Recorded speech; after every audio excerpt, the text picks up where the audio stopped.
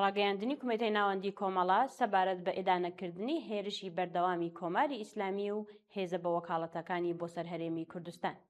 ئێستا شەڕی نێوان ئەمریکا و ئیسرائیل لە دژی کۆماری ئیسلامی پێناوەتە سێزدەمین ڕۆژی خۆیەوە. ئەم شەڕە بە چڕی بەردەوامە و ڕۆژ بە ڕۆژ کەسانێکی زیاتر گیان لە دەست دەدەن. ژیانی زۆر کەس لە ناو دەچێت، ژێرخانی وڵاتی وێران دەبێت. قوربانیانی ئەم شەڕە کەسانێکن کە هیچ ڕۆڵێکیان نەبووە لە دەستپێکردن و ئامانجی دژە خەڵکی هەردوولا. نە ئامانجی کۆماری ئیسلامی کە لە هەوڵی مانەوەی خۆیدایە پەیوەندی بە ئازادی جەماوەرەوە هەیە، نەم ئامانجی ئامریکا و ئیسرائیل کە هەوڵی بە چۆکداهێنان و کۆنتڕۆڵکردنی کۆماری ئیسلامی دەدەن. پەیوەندی بە ڕزگاری خەڵکی ستەم لێکرا و چەساوی ئێرانەوە هەیە.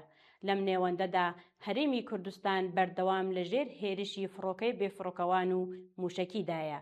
ڕێبەرانی هەرێمی کوردستان بە فەرمی ڕایان گەیاند کە نایانەوێت بەشێک بن لەم شەڕە و بێلایەنی خۆیان ڕاگەیاندووە، بەڵام بەم حاڵشەوە ڕۆژ نییە بە موشک و فڕۆکەی بێفڕۆکەوان هێرش نەکرێتە سەر شارە جیاجیەکانی هەرێمی کوردستان.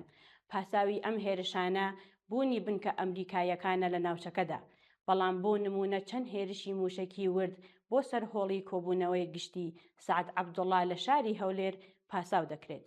لە شاری سلێمانیش خانووی نیشتەجێبوونی کراونەتە ئامانج. ڕاستە بەشێک لە موشک و فڕۆکە بێفڕۆکەوانەکان لە بەرگری ئاسمانی خراونەتە خوارەوە، بەڵام خودی سروشتی ئەم هێرشانە و تەقینەوەکان و دروستکردنی ئەم کەشە نائەمنە ئارامی خەڵکی تێکداوە و گەورەترین فشار دەکەوێتە سەر منداڵان و بەساڵاچوان و هاوڵاتیان بەگشتی. ڕێبەرانی هەرێمی کوردستان هەروەها بەڕوونی ڕایان گەیاندووە کە بڕیار نییە هیچ هێرشێکی سەربازی لەم ناوچەیەوە لەلایەن هێزە سیاسیەکانی دژبەری کۆماری ئیسلامیەوە ئەنجام بدرێت. سەرەڕای ئەوەش لە ماوەی 13 ڕۆژی ڕابردوودا ئەو کەمپانەی کە خێزانە کوردەکانی تێدا نیشتەجێن چەندین جار بە هێرشی موشکی و فڕۆکەی بێفڕۆکەوان کراونەتە ئامانج و ژمارەیەکیش کوژراون یان بریندار بوون. ئەمە هێرشێکی ئاشکرایە بۆ سەرژیان و ئاسایشی ئەو خەڵکە کە خۆیان بوونەتە قوربانی سەرکوتی کۆماری ئیسلامی و پەنایان هێناوەتە بەر ئەم ناوچەیە. ئێمە ئەم هێرشانە بە تونترین شێوە ئیدانە دەکەین، چە ڕاستەوخۆ لەلایەن کۆماری ئیسلامیەوە ئەنجام بدرێت یان لەلایەن هێزە بە وەکاڵەتەکانی وەک گروپەکانی هەشتی شعبی. هێرشکردنە سەر شارەکان و ماڵ و حاڵی خەڵکو و ناوەندە گشتیەکان و کەمپەکانی پەنابەران تاوانێکی ڕوونە و هیچ پاساوێک هەڵناگرێت. ئێمە هاوکات ڕای دەگەێنین کە هەرێمی کوردستان بە پشتی جبهەیە خەباتی چەکداریمان نازانین. ئێمە خۆمان لە ئاسایش و خوشگوزەرانی خەڵکی هەرێمی کوردستان بە پرپرسیار دەزانین.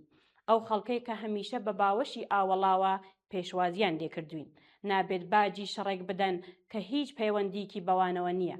دەبێت دەستبەجێ هێرش بۆ سەر هەرێمی کوردستان ڕابگیرێت و ئاسایشی خەڵکی ئەم هەرێمە گەرنتی بکرێت. نابێت لەوە زیاتر لە شەڕ و ململانێ نێوان زلهێزەکاندا کایە بە گیان و ژیانی خەڵکی بێدفاع بکرێت. کومێتەی ناوەندی کۆمەڵە ڕێکخراوی کوردستانی حیزبی کۆمۆنیستی ئێران 23 ڕەشەمەی 1404 هەتاوی.